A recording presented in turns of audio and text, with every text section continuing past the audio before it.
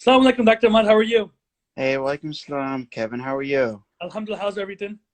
I'm doing well. Alhamdulillah. It's a little bit, busy as you know right now. There's a lot of stuff going on, Of especially in the course. Thank you so much for taking the time to do this with us here today. Yeah, I think it's Really important. appreciate it. It's really important. Really appreciate your time. Doctor, there's a lot happening. There's a lot of information going out in the media right now. And we have no idea, like me personally, I have no idea that how serious this really is.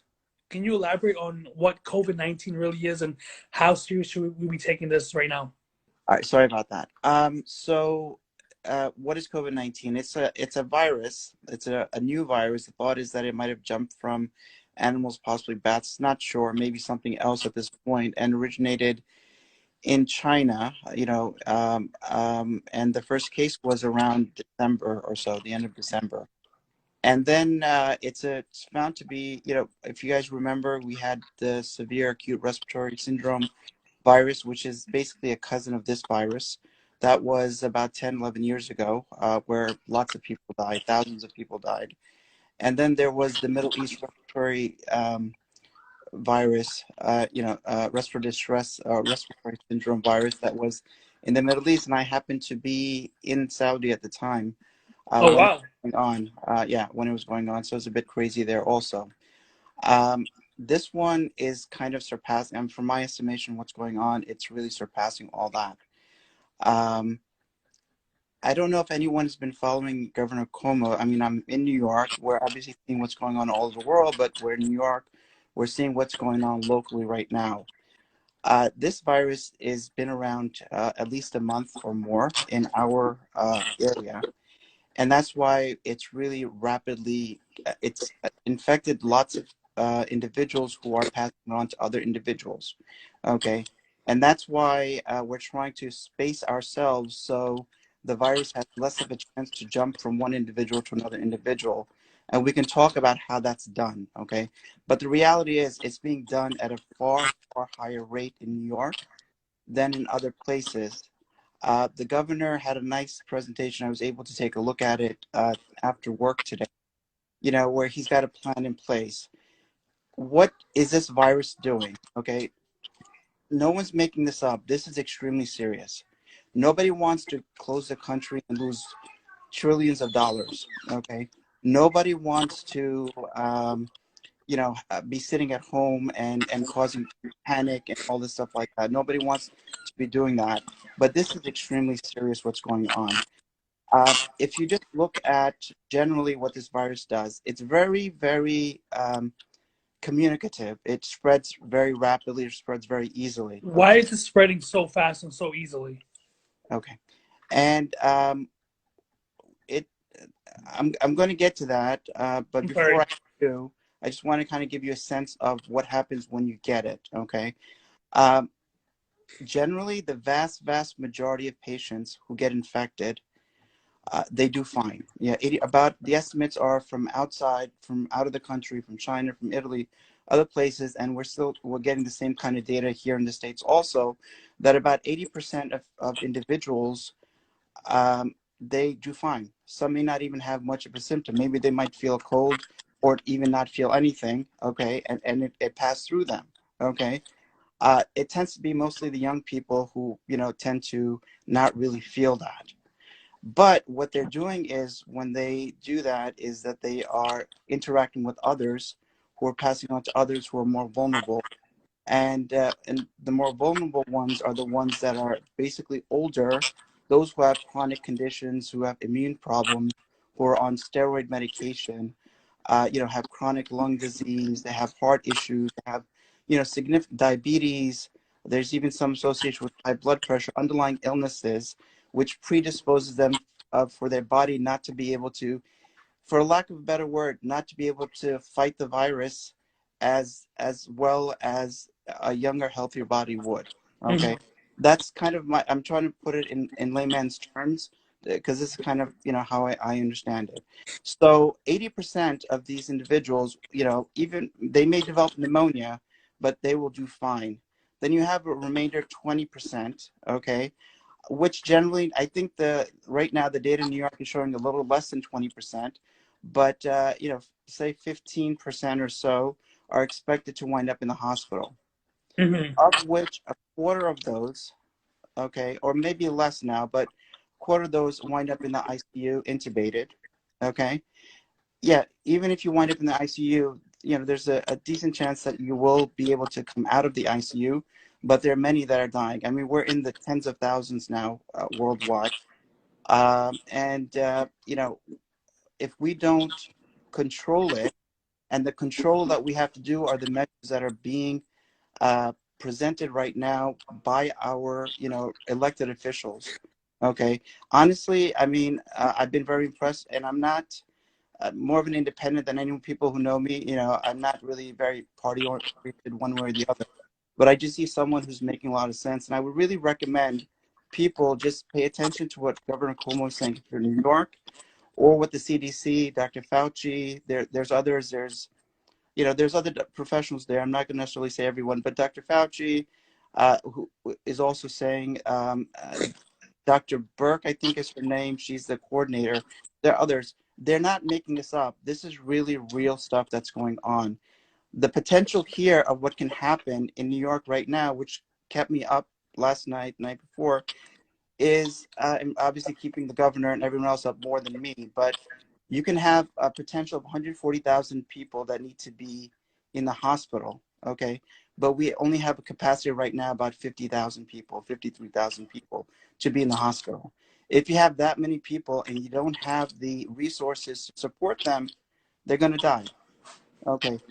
In terms of what is being predicted right now based on the modeling, first, we were a little bit conservative. We thought it wasn't going to go as fast. But this week, we've got information that the virus has been around a lot in the community, and a lot longer in the community, and the rate was actually going faster. We're going to hit a much higher peak at a much faster rate.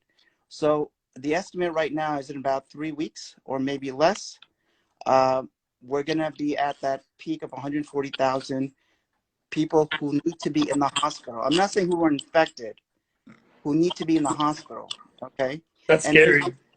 maybe 40,000 of them would need to be on a breathing machine to help support them while the body is fighting that infection, okay? And right now we have, I think about 4,000 ventilators. The state in New York, and I'm focusing on New York, but these are issues that if your listeners are in other parts of the country, we're starting in New York, but it's going to come to other parts of the country. Okay. And I'll answer your question about why New York first in a minute also.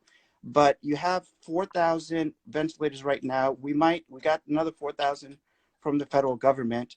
I think there's some others that came from another place. I think we have about 14,000 available now, but we need 40,000. And it's really hard getting those because they're not available. You have to, they're trying to work on building them, actually making them, okay, try to do them fast, or trying to borrow them from another area to deal with the issue here before you give it back to them, or you take from here to there when their peaks hit. Okay. Doctor, I have a question for you. These Yeah. ventilators, right, that are basically really super essential right now that people we need this in the hospitals, right? How hard are they to make, and what are the primary purpose? I mean, we obviously know that it helps people breathe, but how hard are they to make, and how quick can they make them? I'm not an engineer, but just listening to Dr. Governor Combe, I mean, Ford is willing to work on it. This is Ford, the car company. GM are willing to work on it, but we have like a 3 week window. I don't think it, I know that they have much better information than I do, and from what I'm understanding, I feel confident to an extent that they're going to be able to do it, or try to, they're negotiating. There's some time to do it, but they're not easy to make. So. Yeah, so I hope that answers your question. But now, why are we spreading so fast? It's because, uh, it's infectious. You can pass it on, even if you're not symptomatic. Generally, yeah, people have symptoms. They may just be cold symptoms, or they may be more sick. They may have fever, cough, difficulty breathing. They may have belly issues. May have flu-like symptoms, and those are generally the ones, and usually it's early in the illness when the thought is that they can spread the illness or give the infection to someone else. But there actually have been reports where you may not feel like you're sick at all, And like I said, with young people, that can happen. You may not feel sick at all, but you may have the infection and you may wind up giving it to someone else. Okay. And, you know, this stuff that was coming out about spring break, the cherry blossom, where people are all hanging out, not really caring, even the parks in New York City, that is stuff that, just because we're feeling good, we don't realize that we're becoming a vessel, okay, for this virus to go get somebody killed. I know you wouldn't want to be that way if somebody had a gun or somebody got a gun from you or anything like that. But now you are undertaking a behavior where you are exposing yourself to something where you may not feel it as a young person, right? But you are now going to interact with other people that are more susceptible and they may die from it. And they have a high risk of dying from it. So that's why it's spreading fast here is we're pretty dense in terms of New York City. It's a small city in terms of square area, right? But it is the most populous city in the country. Mm-hmm. All right, so just think about that. So we're basically on top of each other here. So the virus doesn't really have to go that far to jump. The reason why they say 6 feet is because generally you get the virus from either sneezing or coughing. And generally, when you sneeze or cough, that effort will shoot the virus out not really further than 6 feet. Okay. So that's the purpose of being 6 feet apart. Okay. The purpose of wearing a mask, okay, is if you're sick, at least the mask will block a lot of that to come out. There are other questions about other ways of like fecal oral, but really the biggest issue is the sneezing and the coughing and those type of things that can spread the virus. But doctor, if I'm out and about, right, and I cough in my elbow, if I cough into my arm, right, or I sneeze into my arm, how effective is that compared to actually wearing a mask? If you're sick, I mean, you can definitely do that. Okay. I would say the mask is more so if you're living with family, okay, and you want to separate yourself from them. If you're sick, then you should have the mask on. But yeah, if you don't have the mask, then coughing or sneezing into your arm, into your elbow is definitely better. So there's a lot of misconceptions going on right now that I'm actually seeing on these WhatsApp group or Facebook groups, right? Where they're saying that if this virus is not affecting people in hot climates, but yet we're seeing reports that it's affecting everybody everywhere around the world. What is all that about? We simply don't know yet. I know some people, some prominent people have said, oh, things will be better, once the weather gets better. Okay. But that's hope. I'm not saying it's not going to happen. That's hope. There are a lot of viruses that, kids, I'm in pediatrics, and I'm a pulmonologist in pediatrics. So we know a lot of the illnesses that occur during the fall, winter, and Mm-hmm. springtime when it's colder weather, and you tend to see less of that in the summertime. So there is some sort of thought behind that, okay? But this is a new virus, okay? Yes, we have some cousins of it, but we don't know this behavior, how it's going to behave. So we really can't say, oh, everything's going to pan out because we're just talking about if you have 140,000 people, in the hospital that need hospitalization and you don't have the space, right? Hope isn't going to fix that. You really have to address that issue. And how are we going to address that issue? We got to stay 6 feet apart. We really, because then the virus can't go anywhere.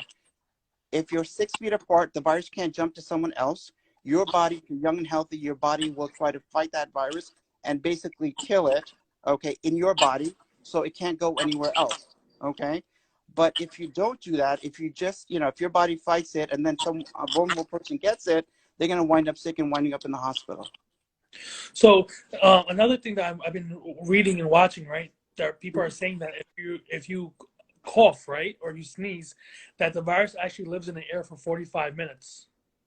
Uh, it can be there for a few hours, not just 45 minutes. So in a room, right? So basically, one is coughing onto someone, right?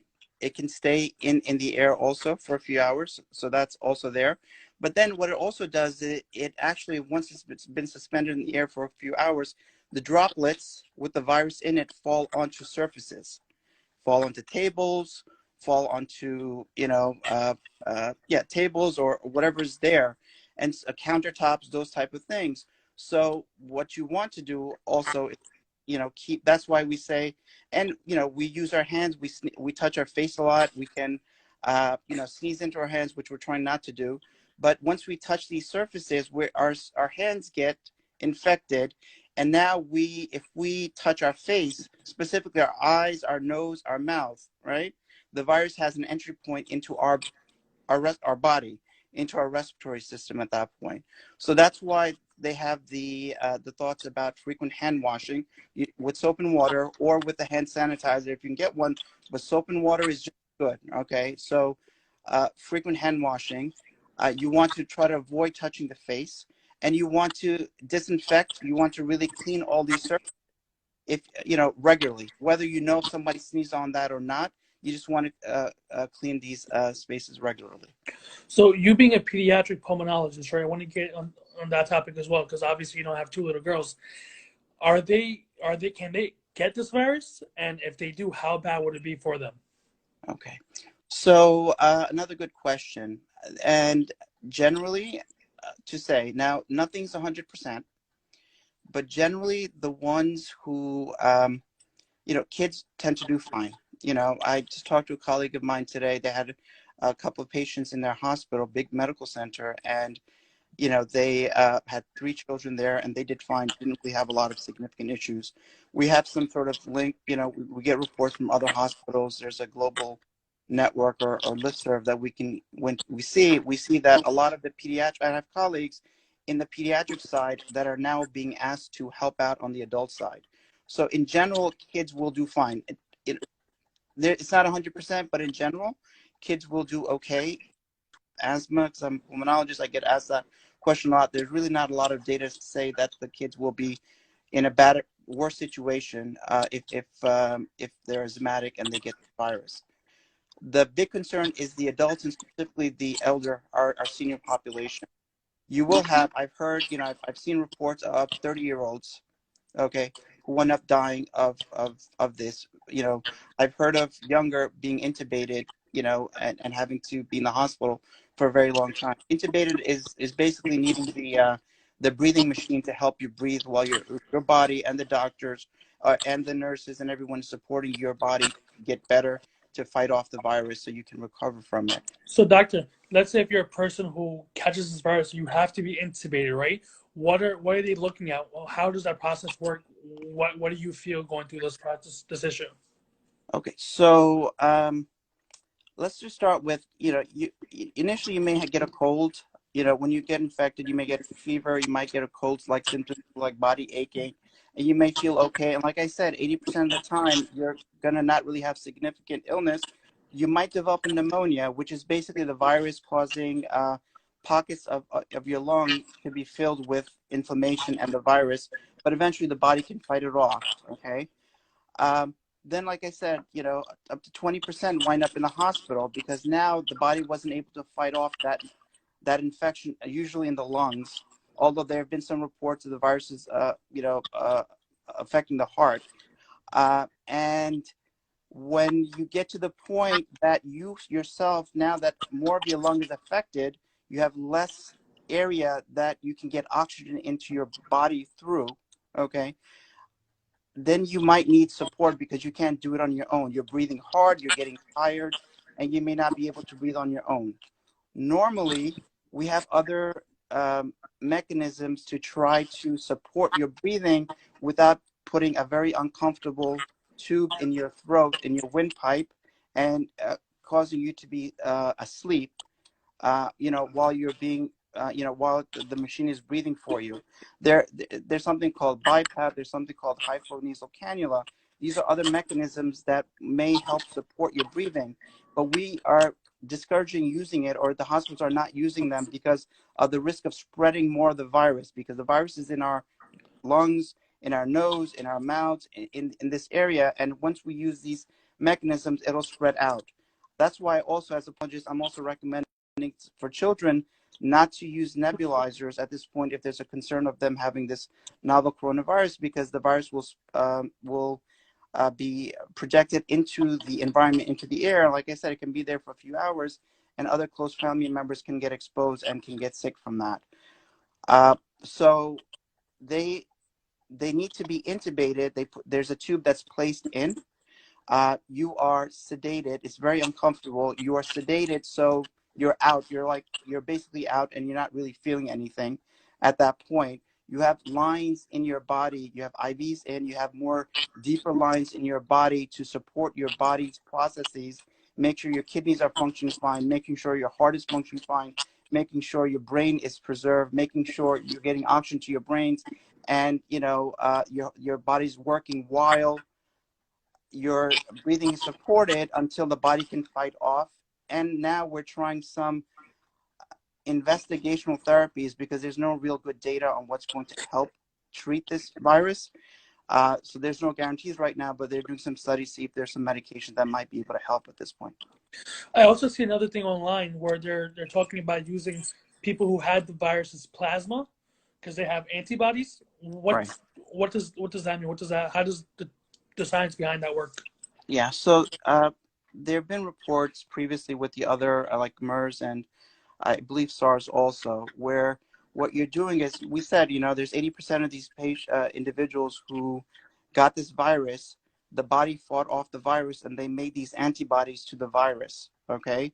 And that antibody is in their blood, or it's in their serum specifically. And what we're doing is we're trying to use those antibodies to fight that virus in someone else. So there's a thought that at some point, if we can use that, it's still, I'm not sure where we are in terms of what the availability, I haven't checked the latest, but that is a thought. I don't know how ready it is right now. I'm sure, we're in the richest country in the world. We have the most advanced medical system in the world. Okay, so I'm sure, we have really smart people that are working on this and trying to use that as an option. They're using a lot of different things as an option, more than probably I can even describe at this point that looking at as an option, but it's there. There's with these antibodies, you can also, there's some thought that with some testing, if people have um, developed these antibodies, there's a thought that they might be able to go back to work. Okay, everything's shut down right now, so those who might be able to go back to work, but that's something that the CDC, the powers that be would be better equipped to answer for you. But those are the thoughts regarding those antibodies. Yeah, so the only point I'm going to make is this. I mean, I would, if you're in New York, or even if you're not in New York, I would really listen to Governor Cuomo. He is it's an hour session.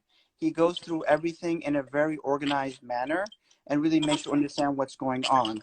And yes, it's starting here. Yes, we know we had cases in Washington, but this is where it's peaking right now by far. And this is what may happen, in other areas. And please, please stay apart. Don't be going to parties. Really take this seriously, because it's your grandparents' lives and others, your adults, people's lives, and there are some children, others that may be affected also, and we don't want that on our hands. Thank you so much, Doctor, for your words. Really appreciate your time. Thank you so much. Thank you so much. And inshallah, I think there are good people that are there that are going to take care of this. We're going to learn from this, and hopefully in the future, we're going to be able to better prepare ourselves for this in the future. Inshallah. Inshallah. All right. Take care, inshallah. Thanks, Doctor. Allah Hafiz. Allah.